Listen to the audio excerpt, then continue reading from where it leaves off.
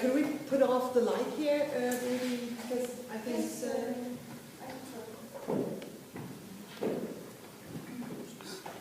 But my basic background is actually I'm a physician and I'm a specialist in geriatric medicine. Do you know what that is, geriatrics? Okay, diseases in older people.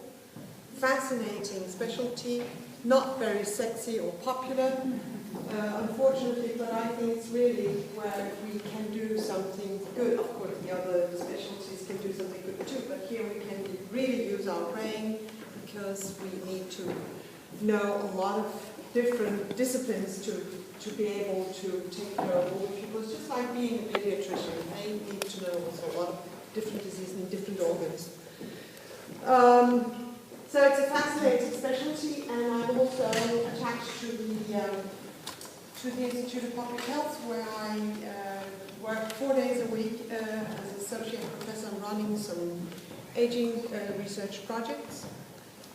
In my university hospital work, I'm working together with Anders on a project. Well, we can come back to that later. So I have 2 research areas, one in aging epidemiology, the other one in more hospital-based treatment of older people. I'm going to talk to you about the challenges of aging. And this is how I figure that we will pass the day. I'll go through the demographic change, just a move on it, but I will focus on morbidity and mortality and the impression of morbidity paradigm, which is very essential for you to understand. I would like to talk to you about societal aging and ageism, and then a concept called frailty. If you don't know it, I'll present it to you today. And then the importance of physical activity, and then we'll end up by explaining the group work that you will be doing today at the end of this course. So now 2 lectures on which I'll give, and then we'll have group work after lunch. I just want to let Anders perhaps introduce himself also as a former student, so that you know who's actually standing here. So he was once one of the students sitting here. You never went to one of my lectures, did you? No. No, I don't know why, but I've done this for 6 years or something like that. Please tell about yourself. Thank you. Yeah, and I'm Anders. I finished in 2012 here, so also quite recently. Since then, I worked 1 year at the Department of Sundhedsfremme and Health Promotion over here, and then I went to Odense to work with Caring on a project where we've been looking at what predicts acute short-term admissions of older citizens to what's known as the emergency departments, like the fælles akutmodtagelser. We did this because we wanted to find out whether we can find some kind of patterns that can be used in maybe predicting this decline in health that leads to acute admissions before the admissions become necessary. So we're working on developing a research protocol for a large randomized control trial where we develop a telemedical intervention that will help general practitioners, home care nurses, and geriatricians at the department to make a better evaluation of whether an admission is necessary or not, and then also monitor and make early tracing of aging old people before the admission becomes necessary. So, yeah. Okay, so you'll find a job for you, as Anders did. If you fall asleep from now on, please remember this slide, because this will actually tell you everything. You got the slides on Blackboard? Okay. This is a really nice work done by Raquel Carey and Christensen. Cole Christensen is actually the research leader at the Institute of at the Danish Aging Research Center, where I'm working in epidemiology. What they did was they used registered data on mortality in Germany and looking at the probability of dying for different birth cohorts. So these people were born in 1910, 1905, 1900, 1895. So for each birth cohort, they looked at the mortality rates.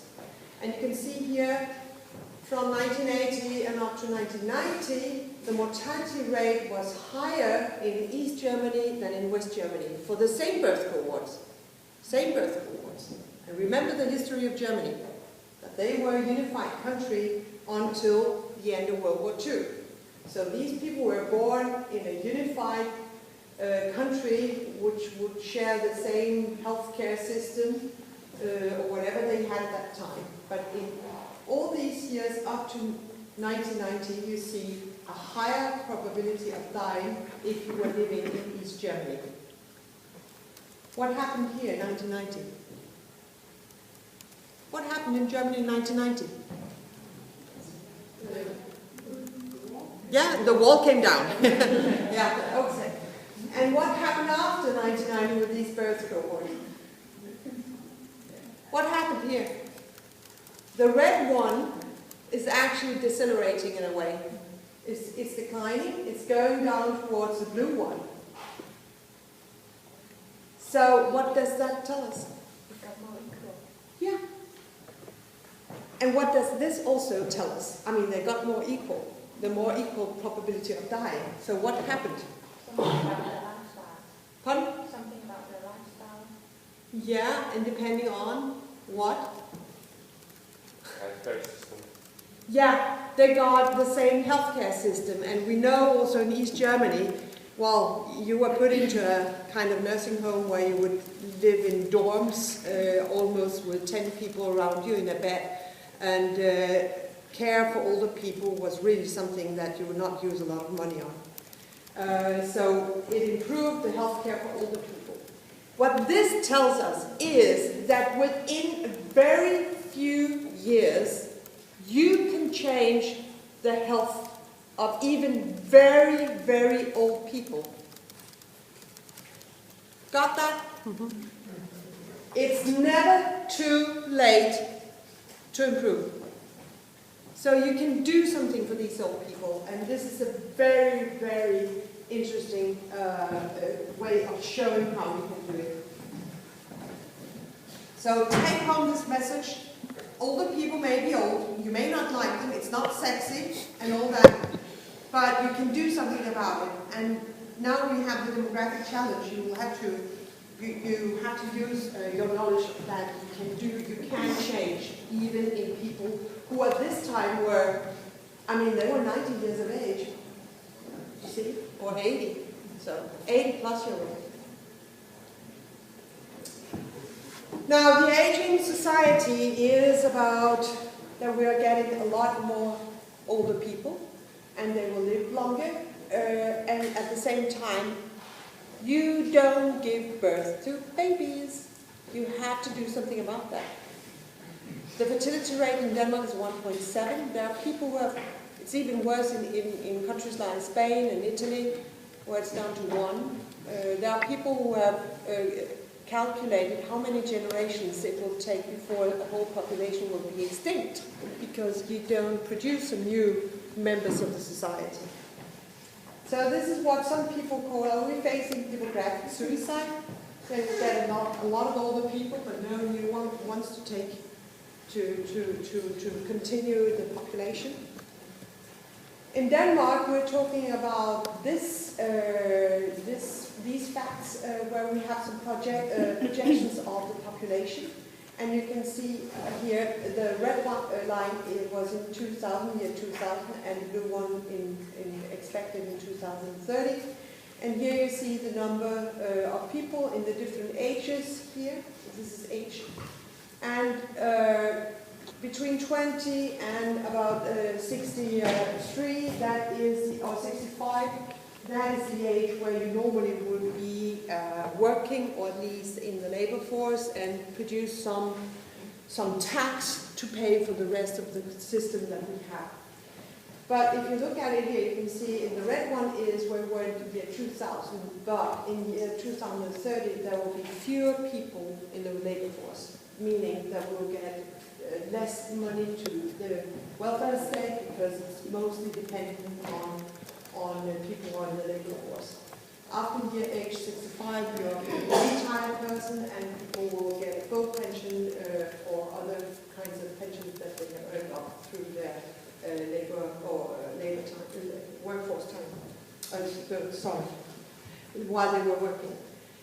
The problem here is again that we're not getting the fertility rate is lower. So all in all is that by 2030 we'll get fewer in the labor force, we'll get fewer young people, but we'll have plus 350,000 more in the old age range of 65 plus. That's how it's generally justified. So we get this reduction in the workforce and we get an increasing dependency ratio, which means this number means that in year 2000 we had 3.6 persons in the labor force for each person outside the labor force of age range. That would be both the children and also the old people. Now in 2030 it will be, and there will be, which we all know from the news, we can read in the newspaper that will be more people, older people in the future. That's common knowledge nowadays. Everybody talks about it. It's something out there. Who cares? Who bothers? It's not now. But what people don't know is that the number of 80-plus-year-olds will increase enormously. And why is that? Well, we have two reasons. First of all, we will have the large baby boomer generation, those who were born just after World War II. In Denmark, we have 1946 as the largest birth cohort ever born, almost 100,000, a little over, but almost 100,000. They are now entering retirement age. Then we have a decline in mortality among the older and oldest old, and that is quite substantial. First, this is a figure showing you the data on the projections of 80-plus-year-olds in Denmark. This is now 2015 or next year. Projection of 80-plus, meaning that it incorporates also the 90-plus-year-olds, but here 80-plus only. So you can see how it will increase in by 2035. Yes, it is by 2035 we will have a 100% increase. 100% increase in 80-plus-year-olds. How many of you knew that? What? This is something that nobody really cares about, but this is where you really need to do something about, because these are the people who cost you a lot of money to society, because they are the ones with more frailty, with more diseases and more hospitalizations, and more need of help and home care. So this is very important to have this, not only saying, okay, we'll build out 65+ years old. That would be me also, I would be part of that group. But who are these 65+? It's too wide a range. Of course, there will be also an increasing number of 90-plus-year-olds compared to 42,000 next year, and at the same time it will have to double the old stuff. So you can see it's really a problem. Well, I wouldn't say a problem. We shouldn't say this. We shouldn't see it as a problem. We should see it as a challenge. And this is the rhetoric we should use. Although we know that it is a way to have the expenditures in health. So the decline in mortality rate, you will see it here. This is the work also done by Christensen and Vocal, who did the one with Germany, East Germany. They looked at the mortality rates in different countries. So you have those countries with Japan here with a very low mortality rate of year old. And you can see how it has declined here from 1950 to year 2000. It has actually halved for women. It's half the probability of dying today than it was 50 years ago. That means enormous. It's less pronounced in men. We have to work on that, guys. But still, it is, and it continues, and we haven't seen any leveling off yet.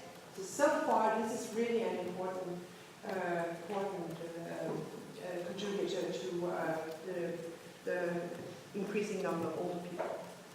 And even in 90-year-old, we see the same, not as substantial as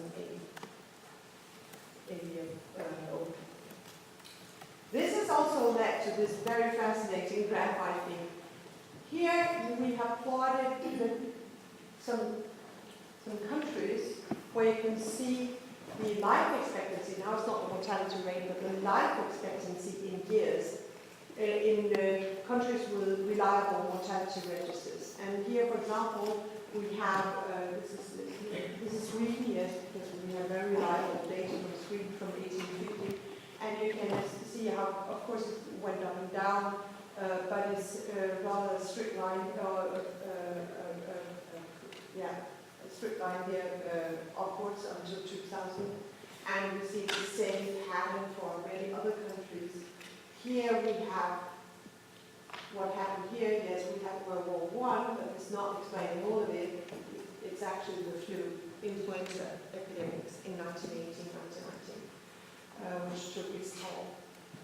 We have some countries here. Japan was way off that line in 1950, but then they had a substantial increase, and Japan is the country in the world with the longest living, or the highest life expectancy, average life expectancy in the world.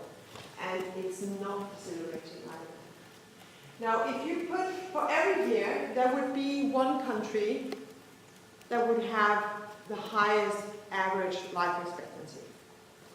It could change over the years. Denmark has been very close, but we're way off now. But for many years, they found out which country it was, and they just put it in here, and the year and the age, the average life expectancy age, and we could draw this line, which says, with its steepness that for every 3 years, average life expectancy has increased for 1 year. And I've seen many works that are UN population forecast saying that this would level off down here, or down here, or down here, but so far we haven't seen it yet. I don't know when it will level off, because we do not believe that we will live forever. But it's just for you to understand that things are still moving. We are still declining the mortality rates of people. So people live longer because they do not die as easily as they did before. What does it mean to society when you have a higher proportion of older people? What does it mean about being richer or the economy? Are they richer? Are they poorer? Socially and in health. I would like you now to talk to your neighbor where you're sitting now, just for 5 minutes, and brainstorm a little about what do you think will be the consequences of an aging society such as in a few comments on this? Come on, say something. Yeah. We talked a bit about people getting older, but also that they're getting they're staying healthier longer. Yeah. And that it's not the same rate. So it's not a bad thing if people get older, but the amount of good years also, like if that's exponentially with the age growth, that would be then you can solve the problems in another way, but it's not the same rate, so that's also makes a challenge. We talked about that it's sort of a paradox that it's such a big problem that people get older, but what we do as health specialists is to make some kind of a system that make people healthy for a long time. So it's sort of our fault that they live longer, but also it's a problem that they live longer. Yeah, you're right. Yeah. we will also see an increasing amount of academics people who will be able to be in the workforce a long time. I've worked with some who was 75 and they had to take their re-exam, so that was why they went to pension. Yeah, that's another labor force participation. I'm working on a study called SHARE. I've just had one slide with it on it. That's a European aging research survey, and based on the results from there, in Italy they have raised the pension retirement age for women, because we could see that retired women in Italy, they were very healthy, so there was no really need for them to be retired. It was not very popular, of course, but it was. Yeah, okay, there was somebody else who wanted to say something here? Somebody read? Yeah, okay. We also talked about that in the future, in order to keep the same wealth society that we have today, we need to try and the workforce will decrease and the amount of elderly people will increase. Yeah, that's one of the dependency ratio. Exactly. Yeah. So in order to keep the same wealth in society we have today, we have to find a way to keep the older healthier longer so that they can contribute to society for a lot longer time. We talked about that our generation probably won't have the same pension period as our parents, where they can settle back and use their pension to travel, and so we probably have to contribute to society for a lot longer time. Last one here. We talked about that society needs to restructuring. We need to make more part-time jobs for the older, because we can. There are many ways of looking at this, but that will be your job in your future work to find out some solutions about this, because as I usually say, you may want to work with children or maternity, women on maternity leave or childhood health or things like that, but there will be no need for you there. I've shown you the figures. So today, I do this lecture to get you to understand that it will be a different society, and we need to do something about it, because you will pay the price, because you will have to pay to the welfare state, you will have to pay for my nursing home or for my home care.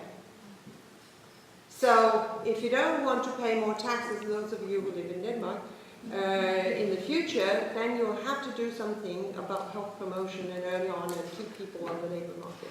So that is the goal why I'm here. I think you already got a very good, well, you got it probably before you came into the room, but a sense of what is going on.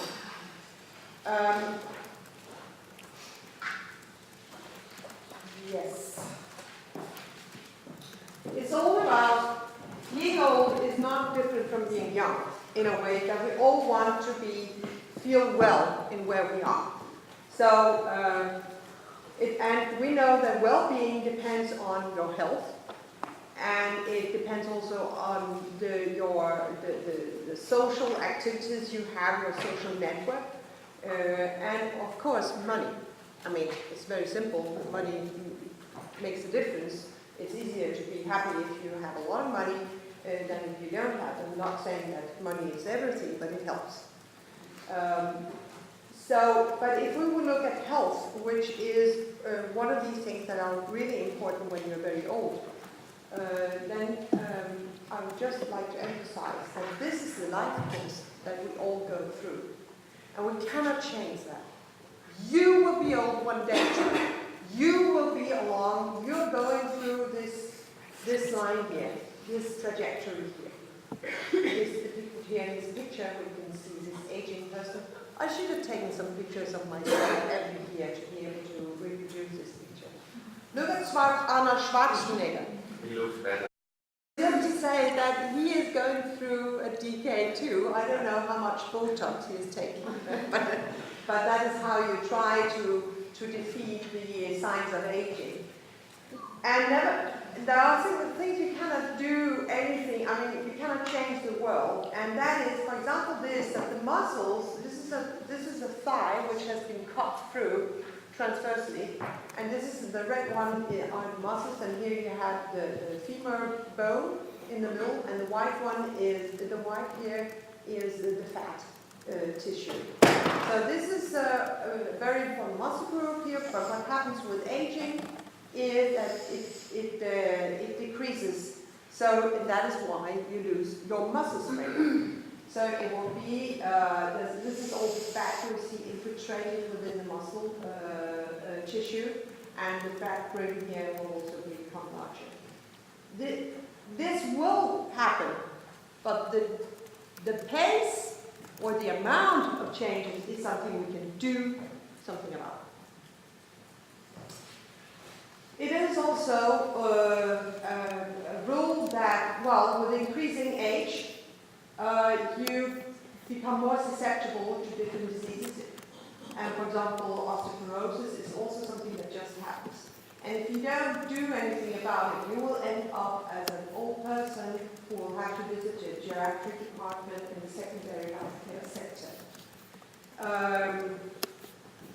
So that is something that we have to look upon this age trajectory and life course trajectory and see where should we do something about our health. And as was said before, can we predict the future? Because we're talking about what will the future be like when we get all these older people. There are some articles showing that we are in fact improving our health. If you look at the Danish data set from the SUSI, the National Health Survey that runs every 3 years, I think it is, we can see that the health of older people is getting better. But that is only when we ask them. And you know, Danes are the biggest liars in the world.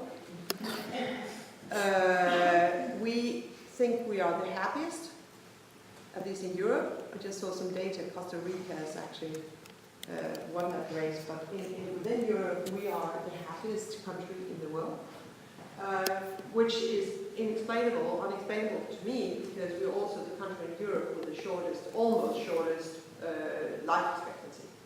So how does that fit? Yeah, just thought-provoking. So this is the future. Some politicians like to see older people in the future. This is on Fanø here, not far from here. This old couple on a bicycle, and happy time, the sun is shining, and it's summer every day. Or you have these people going golfing all year round almost, also, so happy lives, and we are really doing quite well. People are healthy and independent. But what about this? I've just shown you the graphs about the 80-plus-year-olds, and that's where you will find the bulk of people with diseases that are really depending on health. This is actually a centenarian in a nursing home. She was not healthy, and she died a few months after I visited her. This is another lady, also from Fanø. In fact, she looks healthy. She's walking, okay? But I can see that she wears compression stockings. She has a cane, and she's walking like if she has a sore back or some osteoporosis or something like that. She may be independent, which would make her say, if you ask me, how is your health? Fine, because she is counting functional capacity. What is she able to do on herself? She's independent, but if you look at the hospital or healthcare costs, she will be sick, in my view. So it depends on how you measure health.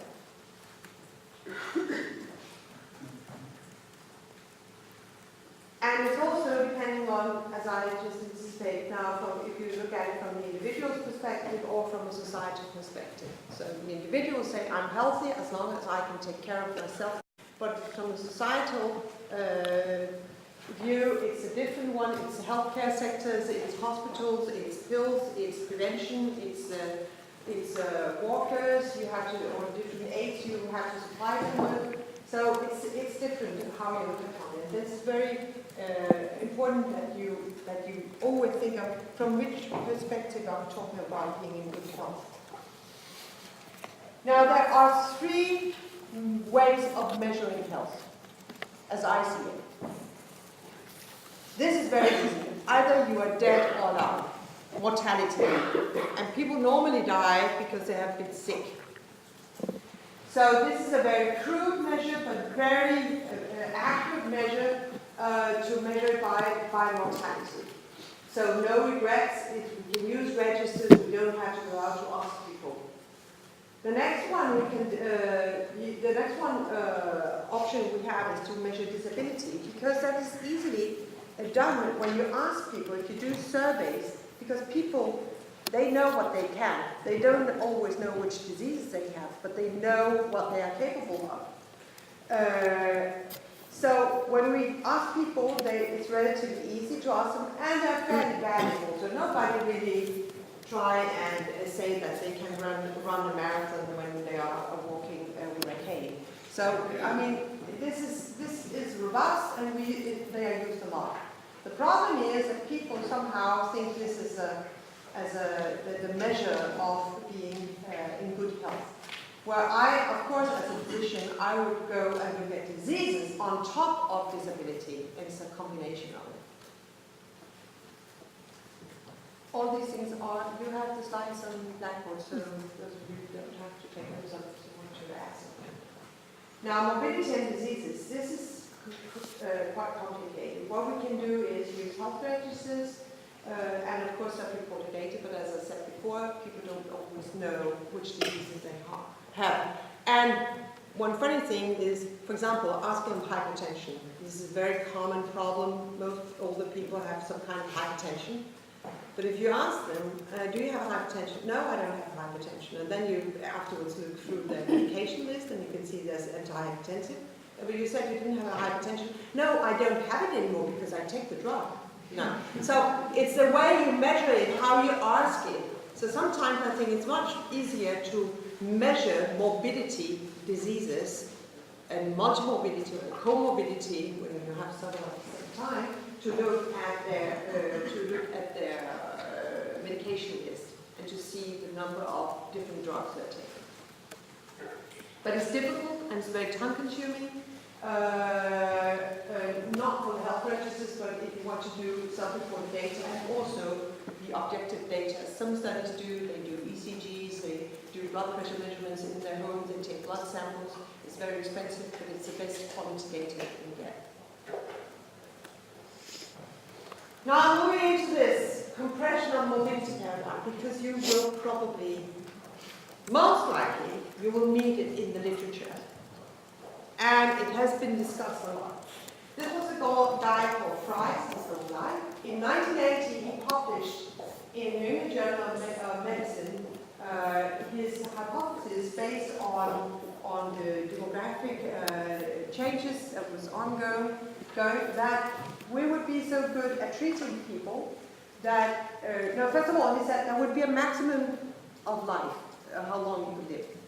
That was a fixed, on average, no country would experience an average life expectancy above 85. So he said that would be fixed. It's impossible, average life expectancy. Of course, there would be centenarians and things like that, but average life expectancy would never pass 85 years of age. And then he said, we would be so good at diagnosing people early and also by preventive treatment that we would postpone the time when people would get a disease. But since we have this fixed line of 85 average age, we will compress the time period where people would be sick. Get it? Mm-hmm. That's morbidity, compression of morbidity. That was his theory.